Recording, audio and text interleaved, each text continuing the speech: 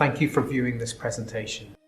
This is the story of how a very simple intervention enabled us to improve care and save lives for our emergency laparotomy patients. My name is Imran Sharif. I'm a specialty doctor in anaesthesia, and I've been involved with the NELA project here at Queen Elizabeth Hospital, London, since it really began. Hello everyone, my name is Yannis Nikolopoulos. I'm a consultant surgeon. I'm the lead for emergency surgery and the NELA project at Queen Elizabeth Hospital.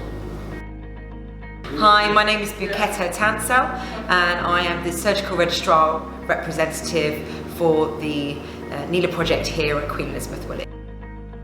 Hi, I'm Vicky Bennett. I'm the anaesthetic registrar trainee rep for the NELA project. Our hospital, along with hundreds of others in England and Wales, has been collecting data for the National Emergency Laparotomy Audit since 2014. NELA is a national programme that seeks to improve adherence to clinical standards to drive down this morbidity and mortality. However, in comparison to almost any other cohort of patients that we see in theatre, mortality for emergency laparotomy remains unacceptably high. In terms of our NELA patient burden, we at Queen Elizabeth Hospital are not particularly different to similarly sized institutions across the country. We have around 160 NELA cases each year. However, at the end of 2018, with the publication of the Year 4 NELA patient report, it became very obvious to us that we had a real problem. Our mortality at Queen Elizabeth was higher than the national average, substantially higher. In fact, there was only 6 acute trusts in England and Wales that had a mortality that was worse than ours. But what was even more disconcerting was the fact that our mortality seemed to be rising year upon year, and this was in stark contrast to the national trend of improving mortality. Additionally, it was clear that we had poor standards of care. This was our watershed moment. We drew a line in the sand, and we weren't prepared to accept another year of poor performance. Firstly, we knew that our case ascertainment was poor, and there was potential that missing data and missing cases could be skewing our results.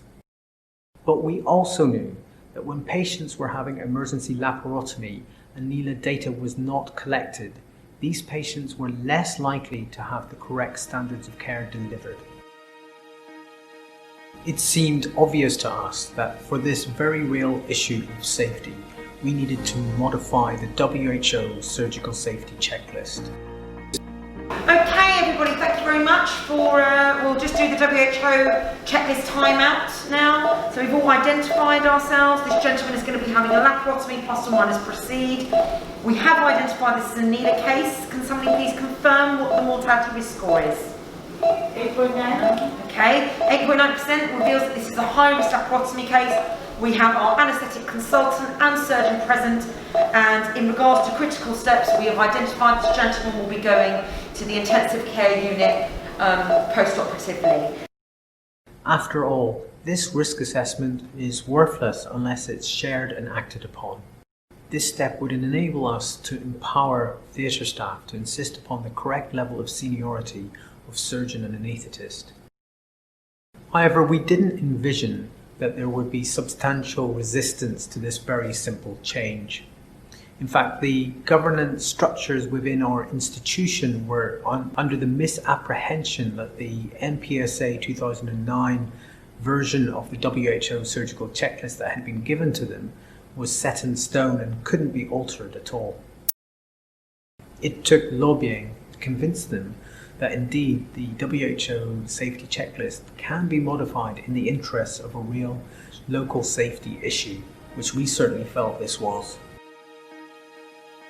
So for all of our patients undergoing general surgical procedures, be they elective or emergencies, we made a modified WHO surgical checklist. These very simple and practically cost-free interventions had a substantial effect. Firstly, our case ascertainment was 100% for the entire NELA year. We didn't miss any cases. And this was achieved without us, the NELA team, having to laboriously chase down notes and retrospectively fill in missing data. Moreover, the new checklist helped change clinical culture with regard to emergency laparotomy in this hospital. Consultant presence improved dramatically, and in fact we had a 7-month streak where we had 100% consultant presence for all high-risk cases, both surgeons and anaesthetists. Our rates of critical care admissions went up substantially, and our length of stay reduced. With next to no financial cost, we were able to help achieve £120,000 of additional revenue by achieving the new NELA best practice tariff. Prior to any radical improvement, we had no hope of achieving the best practice tariff in any quarter, let alone achieving the best practice tariff in all quarters of the financial year. As part of our quality improvement project, we have engaged with our patients and we've listened to their views. The majority of them were very happy that we were able to offer them a formal risk assessment at the time of consent.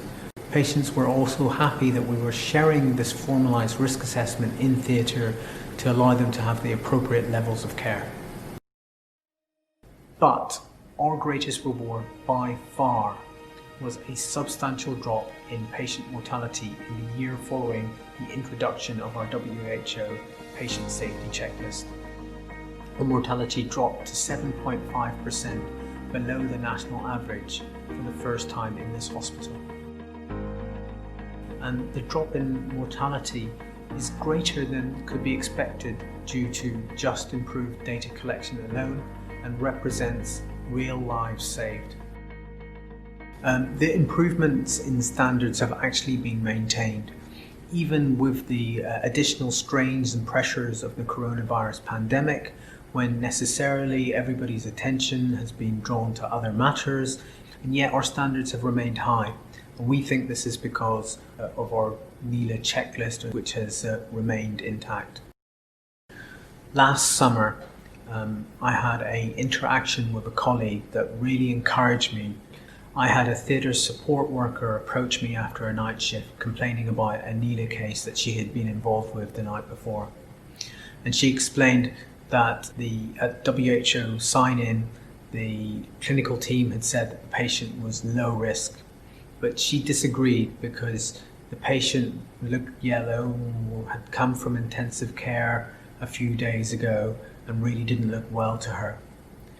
Prior to this, most non-surgical and non-anaesthetic staff in theatre didn't know what NELA was, let alone had a concept of a low risk and a high risk patient.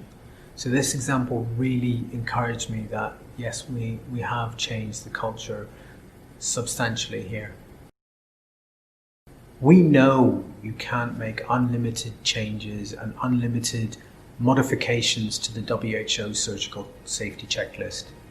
We know that staff should be adhering to NELA standards, whether there's a checklist or whether there isn't a checklist. But we also know human nature. You can't engage everybody all of the time. We see it in other trusts, particularly larger hospitals where anaesthetic and surgical departments are even larger than in our hospital, where people are struggling to get clinicians engaged with NELA.